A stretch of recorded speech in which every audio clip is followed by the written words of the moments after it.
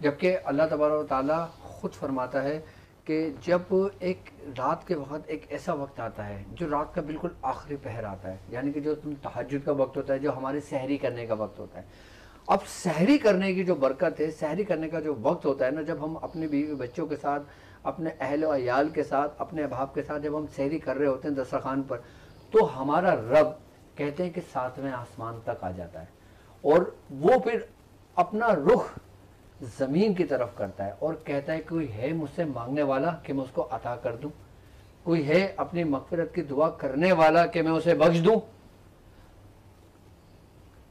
یہاں تک کہ بزرگان دین فرماتے ہیں کہ جب تم سحری اپنے گھر والوں کے ساتھ بیٹھ کر کرتے ہو تو رب کو یہ عمل آپ کو بہت پسندیدہ ہوتا ہے. سبحان اللہ. بہت پسندیدہ ہوتا ہے، یعنی کہ اتنا پسندیدہ ہوتا ہے کہ مطلب سحری کرنا بھی ایک عبادت ہے.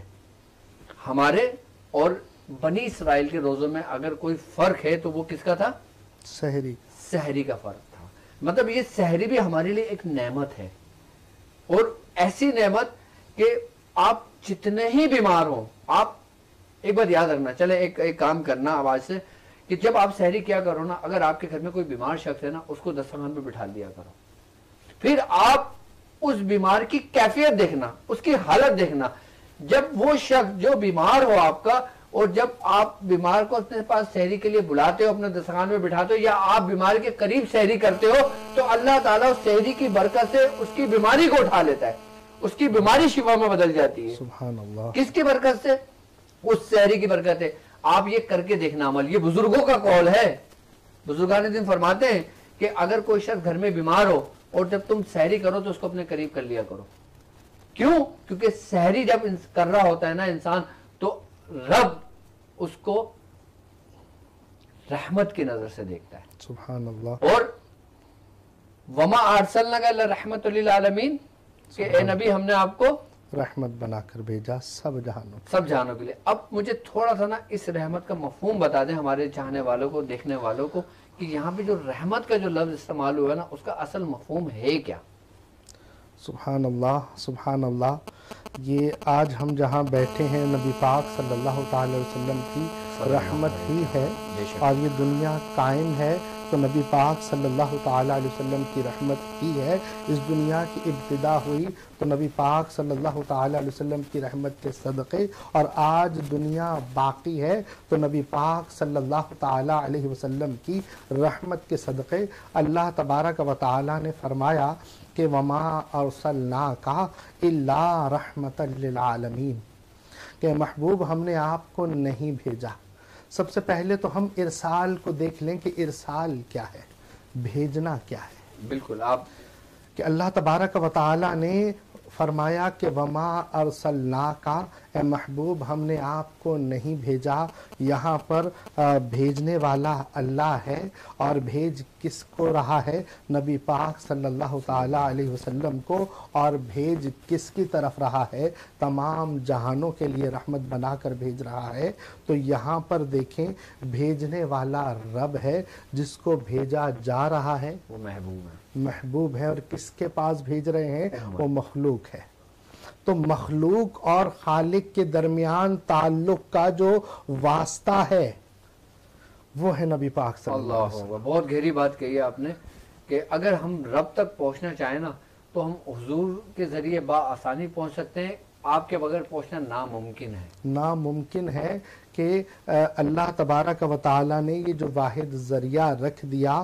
اب دیکھیں نا کہ اگر کسی دو لوگوں کے درمیان کسی خط سے تعلق پیدا ہوتا ہے تو جو بھیجنے والا اور جس کو بھیجا جاتا ہے، درمیان میں جو خط ہے یا جو پیغام ہے، وہ اصل ہے رابطے کا سبب. تو رب کو اگر پہچاننا ہے تو محبوب صلی اللہ تعالی علیہ وسلم کو پہچان لیا جائے. اور جس نے نبی پاک صلی اللہ تعالی علیہ وسلم کو پا لیا، خدا کی قسم اس نے رب کو پا لیا. اور یہاں تک کہ جس نے نبی پاک صلی اللہ تعالی علیہ وسلم کی محبت اپنے دل میں نہ رکھی، اس کو تو ایمان کی ابتدا ہی نہیں. کہ اللہ تبارک و تعالی کے محبوب صلی اللہ علیہ وسلم فرماتے ہیں کہ الا لا ایمان لمن لا محبت له، کہ اس شخص کا ایمان ہی نہیں ہے جس کے دل میں میرے لیے محبت نہ ہو. اللہ اب آپ یہ دیکھیں کہ وما ارسلناکا الا فرمایا، یہاں پر وما ارسلناکا کا مطلب اگر ہم ترجمہ لفظی کریں تو وہاں پر آتا ہے کہ وما ارسلناکا، اے محبوب ہم نے آپ کو بھیجا ہی نہیں، اللہ اکبر، ہم نے آپ کو نہیں بھیجا، الا مگر، مطلب پہلے نفی فرمایا پھر اثبات فرمایا۔ اب عرب میں آپ یہ قاعدہ دیکھیں کہ جہاں پر نفی کے بعد اثبات آتا ہے وہاں پر تخصیص پائی جاتی ہے۔ اب کیسی تخصیص ہے؟ تخصیص یہاں پر یہ ہے کہ جیسا کہ کلمہ ہم دیکھ لیں کہ لا الہ نفی اثبات ہے، نفی اثبات میں کیا ہے کہ لا الہ کوئی معبود نہیں ہے الا مگر اللہ، الا اللہ مگر اللہ، تو جہاں پر نفی اثبات کا معنی پایا جاتا ہے وہاں پر تخصیص پائی جاتی ہے۔ یہاں پر مطلب یہ ہے کہ جیسا اللہ تبارک و تعالی کے بارے میں ہم کہتے ہیں کہ کوئی معبود نہیں ہے مگر اللہ، کہ اللہ کے لیے ہی معبودیت اور اللہ کے لیے ہی الہیت مخصوص ہے، وہی معبود ہے، اس کے علاوہ کوئی نہیں ہو سکتا۔ یہاں پر آپ دیکھیں کہ نفی کے بعد اثبات آ رہا ہے کہ مطلب کیا ہے کہ جو تخصیص اللہ تبارک و تعالی نے رحمت کی محبوب صلی اللہ علیہ وسلم کے لیے کی ہے، کسی کے لیے ایسی تخصیص نہیں کی ہے، کہ اللہ تبارک و تعالی نے محبوب صلی اللہ تعالی علیہ وسلم کو وہ تخصیص، وہ رحمت عطا فرمائی ہے کہ اللہ تبارک و تعالی کی رحمت نبی پاک صلی اللہ تعالی علیہ وسلم ہے، اور وما ارسلناکا الا رحمتا للعالمین فرمایا۔ اب عالم کیا ہے؟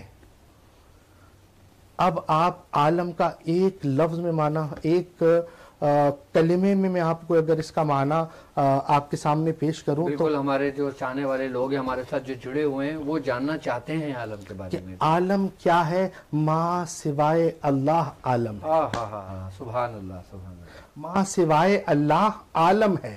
تو جب اللہ تبارک و تعالی نے تمام عالمین کے لیے رحمت بنا دیا تو اس میں عالم ناسود بھی آ گیا۔ سبحان اللہ، ابھی عالم ناسود بھی ہے، عالم ملکوت بھی ہے، عالم جبروت بھی ہے، عالم لاہوت بھی ہے، اور پھر عالم ہاہوت بھی ہے، سبحان اللہ، جہاں تک کسی کی رسائی نہیں ہے، صرف اس کے محبوب کی۔ سبحان اللہ، سبحان اللہ۔ تمام عالمین کے لیے اللہ تبارک و تعالی نے رحمت بنا کر بھیج دیا، اور رحمت کا مفہوم اتنا زیادہ حضور، اتنا اس کو مفہوم کو اگر میں بہت ہی مطلب مختصر کر کے بھی بیان کرنا چاہوں نا تو پھر بھی اتنا اس کا وسیع معنی ہے کہ اس کو بہت ہی مشکل ہوتا ہے اس کو سمیٹنا، لیکن جتنا میں آپ کے سامنے تو بیٹھ کر بھی بیان کرنا ایسا ہے کہ خیر سورج کے سامنے کوئی چراغ جل رہا ہے، لیکن لوگ آپ کو سننا چاہتے ہیں، لیکن جب سورج کے سامنے چراغ تو جلنے کا معاملہ ہے ہی۔ سب سے بڑی بات یہ ہے کہ الحمدللہ شاہ صاحب اتنے اختصار کے ساتھ گفتگو کرتے ہیں کہ سننے والے کا دل کرتا ہے کہ وہ اس کو سنیں، اور بالکل جامع اور مستند گفتگو کرتے ہیں، اور حوالے کے ساتھ گفتگو کرتے ہیں۔ تو الحمدللہ یہ سلسلہ ہمارا چلتا رہے گا، اور جو ہمارا وقت گزرتا رہتا ہے اور ہم ایک نئے سے دوسرے دروازے میں داخل ہوتے تھے، اور ابھی جو الحمدللہ ہم جس عشرے میں ابھی ہیں، موجود ہیں، جو عشرہ چل رہا ہے وہ عشرہ رحمت بھی ہے۔ سبحان اللہ، سبحان اللہ، یعنی کہ ہم دو رحمتوں کے بیچ میں ہیں، سبحان اللہ، تو ہماری تو بخشش ہے ہی ہے۔ الحمدللہ، مطلب ہماری بخشش وہی ہے کہ نبی پاک صلی اللہ تعالی علیہ وسلم کا دامن اگر ہم تھام کر اللہ کی بارگاہ میں جاتے ہیں تو پھر ہمیں رحمت کا ہی سامنا ہے۔ ایک بات اور ہے کہ ہم نبی کی محبت کو اپنے دل میں کس طرح بڑھا سکتے ہیں؟ سبحان اللہ۔ تو جو لوگ چاہتے ہیں نا کہ ان کے دل میں نبی کی محبت دن بدن بڑھتی جائے، تو ان کو چاہیے کہ اللہ کے دوستوں سے دوستی کرنا شروع کر دیں۔ سبحان اللہ، سبحان اللہ۔ جو شخص اللہ کے دوستوں سے دوستی کرتا ہے نا، اللہ اس کے آنکھ بن جاتا ہے، اللہ اس کی زبان بن جاتا ہے، اللہ اس کے ہاتھ بن جاتا ہے۔ جو شخص اللہ کی راہ میں چل کر اس کے دوستوں سے محبت کرتا ہے۔ یاد رکھیں کہ اگر ہم چاہتے ہیں کہ ہمارا یہ رشتہ مضبوط رہے، آئی بات سمجھ میں، تو ہم اپنے استادوں کی اپنے مرشد کے اور جو اللہ کے دوست ہیں ہم اس سے دوستی کا ارادہ کر لیں, ہم اس سے دوستی کا ارادہ کریں, ہم اللہ کے دوستوں سے محبت کریں, تو ہمارے دل میں جب اللہ کے دوستوں کی محبت آئے گی تو پھر یہ محبت جب بڑھے گی نا تو ہمارے دل میں سرکار دو عالم صلی اللہ علیہ وآلہ وسلم کی محبت بھی بے پناہ ہو جائے گی. جب حضور کی محبت ہو جائے گی تو اللہ کی محبت ہمارے دل میں صلاحیت کر جائے گی. کیوں؟ کیونکہ اگر ہم صرف دعویٰ کرتے ہیں کہ ہم صرف اللہ سے محبت کرتے ہیں تو وہ بھی ہمارے لیے منافع بخش نہیں ہوگی. اگر ہم صرف اللہ سے محبت کریں اور اس کے رسول سے نہ کریں تو وہ بھی ہمیں محبت ہمارے لیے کوئی فائدہ مند نہیں ہوگی. کیوں؟ کیونکہ اللہ تبارک تعالیٰ خود قرآن میں کہتا ہے کہ قل ان کنتم تحبون اللہ فاتبعونی یحببکم اللہ, کہ اگر تم اللہ کی محبت کا دعویٰ کرتے ہو تو پہلے میرے نبی کی اطاعت کرو, اس کے اقوال اس کے افعال کی پیروی کرو, وہ یحببکم اللہ, وہ پھر تم سے محبت کرے گا. سبحان اللہ. یعنی کہ تم ڈائریکٹ اللہ کے قریب بھی نہیں جا سکتے, ڈائریکٹ اللہ سے محبت کا دعویٰ بھی نہیں کر سکتے. وابتغوا الیہ وسیلہ, کہ اللہ کی جانب وسیلہ تلاش کرو, وسیلہ تلاش کرو جو تمہیں حکم دیا ہے. اور یہ وسیلہ کیا؟ یہ اولیاء کرام, ان کا دامن پکڑ کے, ان کا ہاتھ پکڑ کے اور زنجیر کے مانند آپ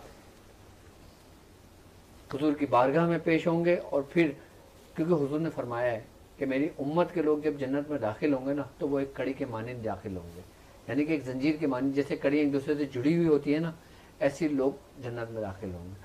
اور ہمیں فخر ہونا چاہیے اپنے آپ پر, ہمیں اللہ تعالیٰ کا شکر ادا کرنا چاہیے اس بات پر کہ ہم اس محبوب کے امتی ہیں کہ جس کے بارے میں بزرگان فرماتے ہیں روز محشر انبیاء کرام فخر محسوس کریں گے اس امت پر. سبحان اللہ. کہ کاش ہم بھی امتی ہوتے. بزرگان فرماتے ہیں کہ فخر کریں گے. پہلے بھی دعائیں ہوتی رہیں کہ یا اللہ ہمیں اس امت میں تو اس امت کا نبی بنا دے. تو اللہ تبارک و تعالی نے فرمایا کہ وہ نبی تو چن لیا گیا, اسی کے صدقے تو دنیا بنی ہے کہ وما خلقت لولاک لما خلقت الافلاق, کہ میں اگر اے محبوب آپ نہ ہوتے تو میں افلاق کو بھی پیدا نہ فرماتا, اس کے لیے تو دنیا بنا دی گئی. تو پھر انبیاء دعا کرنے لگے کہ یا اللہ ہمیں اس امت کا امتی بنا دے. تو کہا کہ امتی بھی چن لیے گئے. آپ یہ دیکھیں کہ ہماری قسمت کہ ہمارے کو اللہ عز و جل نے بن مانگے جو نعمت عطا فرما دی ہے, اس کے لیے انبیاء رو رو کر دعائیں کیا کر رہے تھے, اور ایک نبی کی یہ دعا قبول ہوئی. اللہ اکبر. حضرت عیسیٰ علیہ السلام کی, کہ حضرت عیسیٰ علیہ السلام جب تشریف لائیں گے تو وہ حضرت عیسیٰ علیہ السلام نے بھی دعا فرمائی تھی. جی اللہ سبحان اللہ. کہ اللہ تبارک و تعالی نے حضرت عیسیٰ علیہ السلام کی دعا قبول فرمائی. اور یہ اللہ تبارک و تعالی کا ہم پر احسان کہ ہم اللہ تبارک و تعالی نے ہمیں بن مانگے کیسی نعمت عطا فرما دی کہ اللہ عز و جل نے کتنی نعمتیں دی ہیں ہمیں, سر سے لے کر پیروں تک ہم نعمتوں میں گھرے ہوئے ہیں. لیکن رب نے کسی نعمت کے بارے میں یہ نہیں فرمایا کہ میں تمہیں نعمت دے رہا ہوں, لیکن رب فرماتا ہے کہ لقد من اللہ علی المؤمنین اذ بعث فیہم رسولا, کہ ہم نے مومنین پر احسان فرمایا ہے. اور آپ یہ دیکھیں لقد لام بھی تحقیق کے لیے اور قاف بھی قاف اور دال قد دو دفعہ تحقیق رب نے فرمایا کہ البتہ تحقیق ہم نے مومنین پر احسان فرما دیا جب ان میں اپنا رسول بھیجا. اتنی نعمتیں دینے کے بعد بھی رب تعالیٰ نے کسی نعمت کا ذکر فرمایا تو اس نعمت عظمیٰ کا ذکر فرمایا کہ جس کی خاطر اللہ تبارک و تعالی نے یہ دنیا بنا دی ہے. اور آپ جیسے فرماتے ہیں کہ اللہ تبارک و تعالی کو پانے کے لیے محبوب صلی اللہ تعالی علیہ وسلم کو راضی کر لیا جائے. اب آپ دیکھیں کہ اولیاء سے ہم فیض کیوں لیتے ہیں, کیونکہ ان اولیاء نے نبی پاک صلی اللہ تعالی علیہ وسلم کی محبت کو اپنے دلوں میں راسخ کر لیا.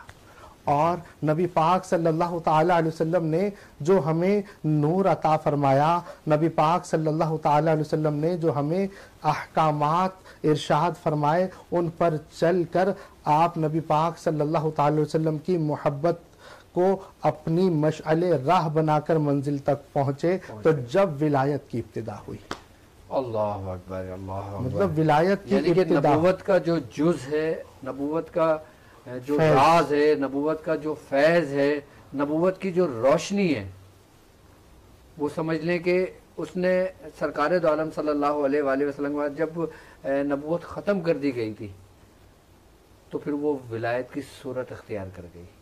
سبحان اللہ. اللہ کی قرب کے لیے اللہ تعالی اصل میں بنی اسرائیل کے انبیاء کے بارے میں نبی پاک صلی اللہ تعالی وسلم فرماتے ہیں میری امت کے علماء بنی اسرائیل کے انبیاء کی مانند ہوں گے. مطلب یہاں پر کیا ہے؟ یہاں پہ بات علماء حق کی ہوئے، علماء حق کی ہو رہی ہے. وہ عالم جو عالم ربانی ہے، اللہ اکبر، عالم ربانی ہے، جو ذاکر ہیں. آپ کو یہ بہت، اگر صرف ایک اس چیز پر گفتگو کرنے لگ جائیں تو مطلب ہم کئی ایپیسوڈ گزر جائے. یہ بہت راز کی بات. آپ دیکھیں کہ رب فرما رہا ہے کہ جب تم پوچھو تو اہل ذکر سے پوچھو، بے شک کہ اہل علم سے پوچھو، کہ جب تمہیں کچھ سمجھ میں نہ آ رہا ہو تو اللہ تبارک و تعالی فَاسْأَلُوا أَهْلَ الذِّكْرِ إِن كُنتُمْ لَا تَعْلَمُونَ، کہ تم اہل ذکر سے پوچھو اگر تم نہیں جانتے. اہل ذکر کا مطلب کیا ہے؟ ہاں بالکل آپ بات پوری کہ کریں. اہل ذکر سے مراد وہ ذکر والے کہ جو اللہ کے نزدیک عالم بھی ہیں اور ذاکر بھی ہیں اور اللہ کو پہچاننے والے ہیں. ان علماء کے بارے میں بات ہو رہی ہے کہ میرے امت کے علماء بنی اسرائیل کے انبیاء کی مانند ہوں گے. گویا کہ کس طرح وہ ولایت کے ذریعے لوگوں کی اصلاح کریں گے، جیسے لوگوں کو نبی پاک صلی اللہ تعالی وسلم نے اور 1,24,000 کم و بیش انبیاء نے صرف ظاہری اصلاح نہیں فرمائی، ان کے دلوں کو بھی سیدھا کیا، بے شک ان کی روح کو زندہ بھی کیا دلوں کو. ان کی روح کو بھی سنوارا ہے. صرف اور صرف ظاہری طور پر اصلاح نہیں بلکہ اصلاح کی اصل جو روح ہے اس تک پہنچایا ہے، جس طرح سے انبیاء نے یہ ذمہ داری اب اس امت کے علماء کی ہے اور علماء ربانیین ہے. ٹھیک ہے، بے شک بے شک بے شک بے شک. تو شاداب ہم انشاءاللہ تعالی اس کو کنٹینیو کریں گے اور اس کا پھر